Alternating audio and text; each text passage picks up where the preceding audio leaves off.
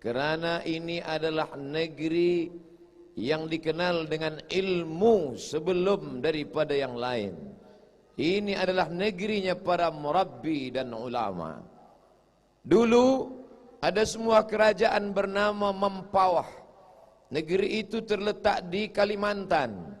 Mufti terakhirnya bernama Syekh Abdul Rahman Ibn Husain Al-Kalantani. Al-Kalantani makna Kelantan.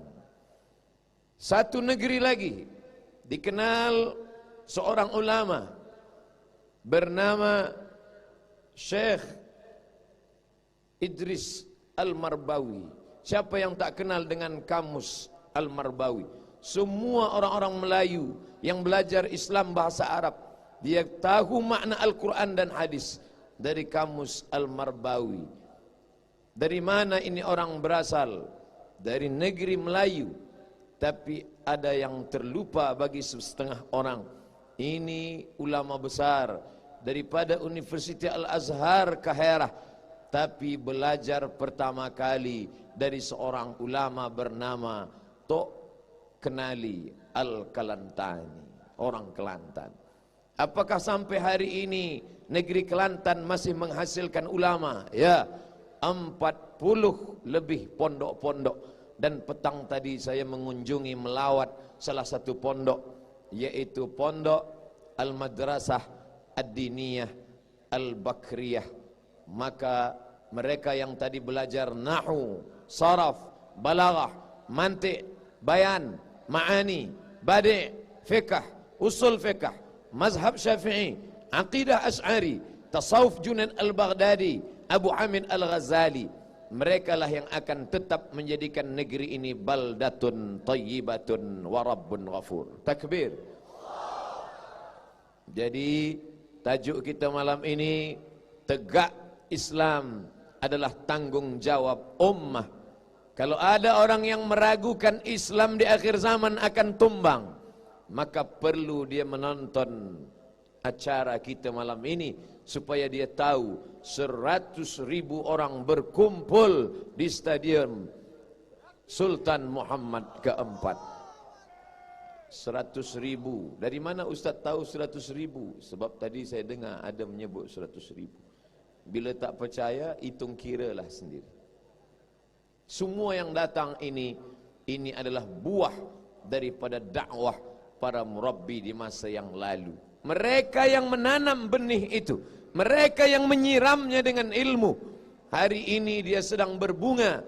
Bunga itu dipetik oleh Abdul Somad yang datang dari bumi Melayu, Sumatera, Indonesia. Hanya saja ketika dia memetik bunga itu, gambarnya diambil, lalu kemudian diupload dalam www.facebook.com. Semua orang berkata, oh, jamaah Ustaz Abdul Somad, Masya Allah, Tabarakallah. Mereka tak tahu, dia hanya memetik bunganya saja. Siapa yang menanamnya? Siapa yang menyiramnya? Siapa yang memupuknya?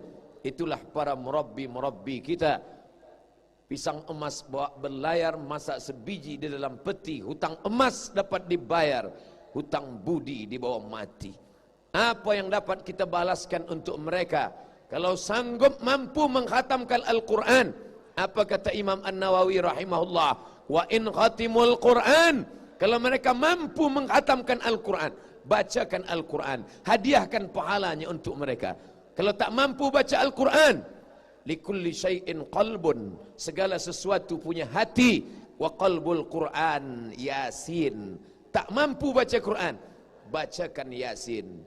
Yasin pun tidak sanggup, maka yang paling rendah Ummul Quran Al-Fatihah. Itulah yang tadi kita diajak oleh yang amat berhormat Datuk Menteri Besar, mengajak kita membacakan Al-Fatihah untuk para pendahulu merabbi. Al-Quran tidak juga sanggup, Yasin tidak mampu, Al-Fatihah pun tak mampu, mati sajalah. Apa yang dapat kita balaskan untuk mereka yang sudah menunjukkan kita mana hak, mana batil, mana bengkok, mana lurus, mana hitam, mana putih. Tertulis di bahu, tertulis di dada. para mereka yang menjemput saya, laulal murabbi ma araftu rabbi, kalaulah bukan kerana murabbi, kami takkan kenal Tuhan kami. Siapa yang mengenalkan kita? Mereka yang sudah berjasa. Apa balasan Allah untuk mereka? Dalam Sahih Muslim dikatakan, idza matal insan, manusia mati meninggalkan dunia, harimau mati meninggalkan belang, gajah mati meninggalkan gading, manusia mati meninggalkan nama. Nama apa yang ingin kau tinggalkan?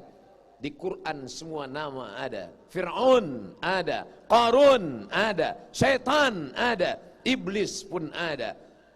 Tapi nama yang baik, jauh berjalan banyak ditengok, lama hidup banyak dirasa. Sudah banyak negeri yang dijalani, belum pernah lagi berkenalan dengan orang. Kenalkan Ustaz, nama saya Fir'aun. Padahal dia kuasa hebat, piramid sampai hari ini menjadi peninggalannya. Tapi bukan itu yang dikenang. Yang dikenang adalah bagaimana menegakkan agama Allah. Tegaknya agama Allah hari ini adalah tanggung jawab kita bersama. Sallu ala Rasulillah, Allahumma salli ala Sayyidina Muhammad wa ala ali Sayyidina Muhammad. Saya sampai di Kaherah tahun 1998. Berkunjung ke salah satu rumah sahabat saya. Kebetulan istri dia orang Kelantan. Dia dapat, saya tak dapat. Saya tengok di dinding rumah itu ada gambar orang bersorban, wajahnya sejuk. Begitu rupanya orang soleh. Melihat wajahnya ingat kita pada Allah. Setengah orang melihat muka dia ingat kita hutang. Lama saya tengok, saya tak kenal ini siapa. Lalu saya tanya sambil berbisik, ini gambar siapa?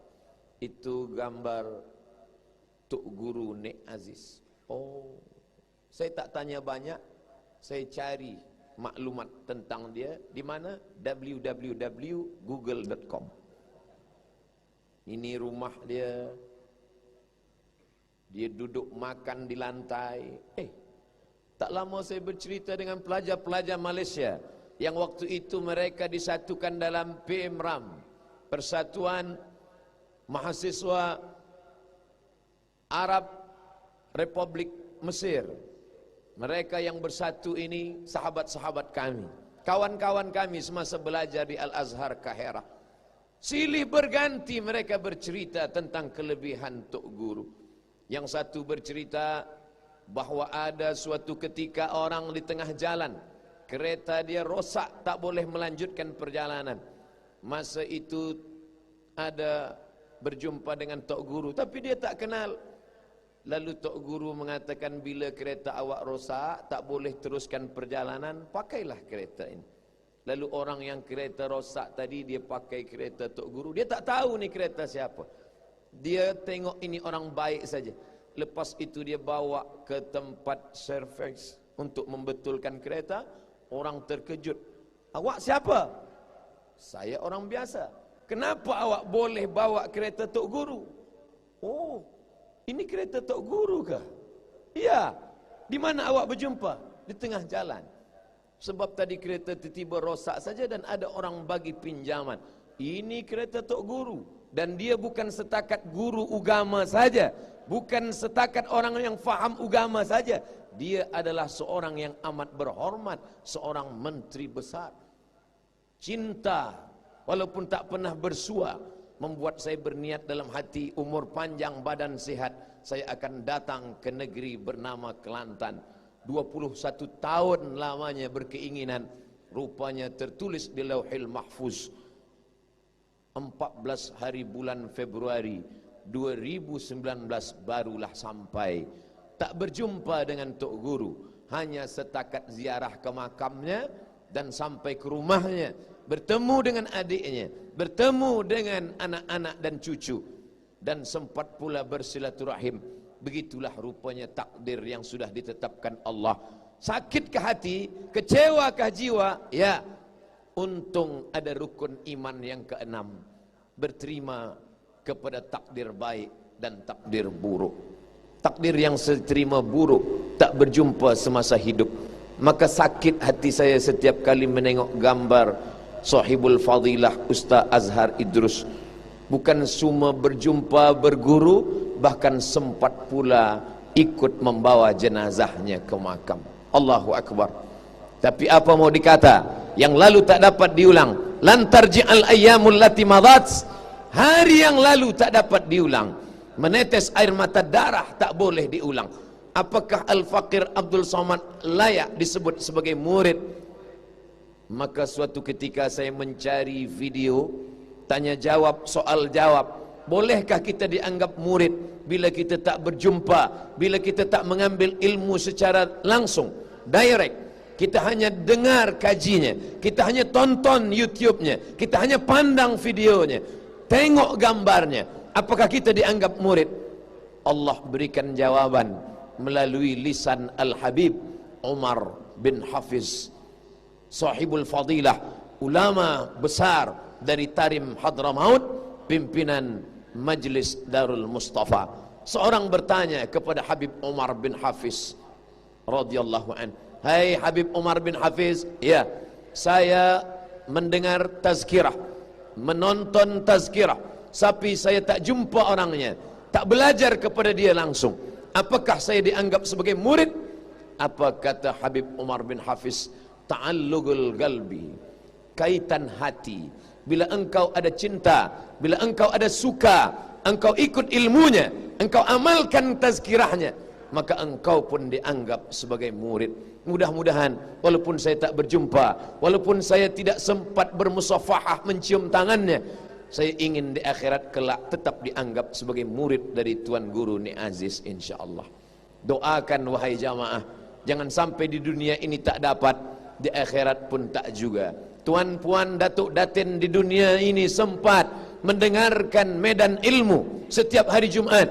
Hari ini Abdul Somad tepat hari Jumat, tidak pernah diminta, tidak pernah diharap, tapi selalu memohon kepada Allah. Rupanya ditakdirkan Allah dimuliakan dalam majlis ini. Mudah-mudahan di akhirat nanti kita bersua pula dalam surga Jannatul Firdaus bersama Sayyidina wa Maulana Muhammad sallallahu alaihi wasallam. Abdul Somad tidak datang mengajar ilmu. Abdul Somad tidak datang untuk menyampaikan tazkirah. Abdul Somad datang ke Kelantan dengan niat melangkahkan kaki, bismillahi tawakkaltu ala Allah, la haula wala quwata illa billah. Man kharaja fi talabil ilmi, siapa yang keluar rumah menuntut ilmu, fahuwa fi sabilillah, maka dia sama seperti orang berjihad fi sabilillah, hatta yarji'a, sampai dia pulang ke rumah.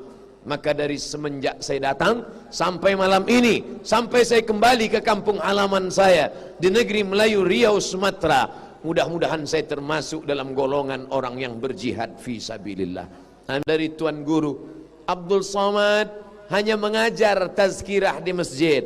Abdul Somad dikatakan orang ulama walaupun belum sampai pada tingkat itu. Abdul Somad disebut orang ulama padahal ia hanya mengambil pendapat ulama. Wa qala Muhammad bin Idris Asy-Syafi'i, wa qala Malik bin Anas, wa qala Imam Abu Hanifah, wa qala Imam Nawawi, wa qala fulan, wa qala fulan. Disangka orang ulama padahal ia hanya mengutip, mengambil pendapat para ulama. Ada ulama tapi tidak umara, ada umara tapi tidak ulama. Yang lebih parah, dua-duanya tidak. Tapi Tok Guru, kedua-dua itu ada dalam dirinya. Untuk apa dia genggam kekuasaan? Kerana ingin menolong agama Allah. In tansurullah, kalau kau tolong agama Allah, yansurkum, Allah akan tolong kamu. Wa yuthabbits aqdamakum, dan dia akan kokohkan kaki kamu. Selama ini bila berkata tentang ulama dan umara, siapa contohnya? Sayyidina Abu Bakar Siddiq, Sayyidina Umar ibn al-Khattab, Sayyidina Uthman ibn Affan, Sayyidina Ali, Sayyidina Umar bin Abdul Aziz. Apa kata orang? Itu dulu, itu kalangan salaf, itu 1400 tahun lampau. Mana contoh zaman modern? Mana yang hidup hari ini? Bila Abdul Somad ditantang orang bercerita tentang ulama dan umara, mengalir dalam satu hembusan nafasnya fatwa dan amar, perintah dan ilmu. Siapa contoh zaman moden? Hari ini alhamdulillah kita boleh menjawab. Bila zaman dulu ada ulama dan umara dalam satu kata, satu langkah, Umar, Abu Bakar, Utsman, Ali, Umar bin Abdul Aziz. Bila kita disoal orang, beri saya contoh yang hidup di zaman moden, kita dapat menjawab, Datuk Tuan Guru Tok Nik Abdul Aziz. Nik Aziz, pernahkah engkau berjumpa dengan dia wahai Abdul Somad? Memang belum lagi, tapi tazkirah pernah sekali. Bisa kita jawab, boleh kita jawab. Kerana apa? Kerana ada contoh di zaman moden, zaman sekarang. Ada setengah orang menggambarkan bahawa kita orang yang istiqamah dalam hukum hakam Islam, kita akan tertinggal dengan negeri lain. Bahkan saya pun sempat terbayang, belum pernah menginjakkan kaki ke negeri Kelantan. Mungkin di Kelantan ni orang naik unta semua. Tapi manakala sampai, Masya Allah, kereta besar, motor besar, gedung besar, orang pun besar-besar. Di mana letak kekurangannya? Di mana letak kekurangannya? Tidak ada kekurangan sama sekali. Dua-duanya dapat. Fid dunya hasanah wa fil akhirati hasanah. Betul kata Nabi SAW. Engkau kejar dunia, akhirat belum tentu singgah. Tapi akhirat yang kau tolong, maka dunia akan bersimpuh di tapak kakimu.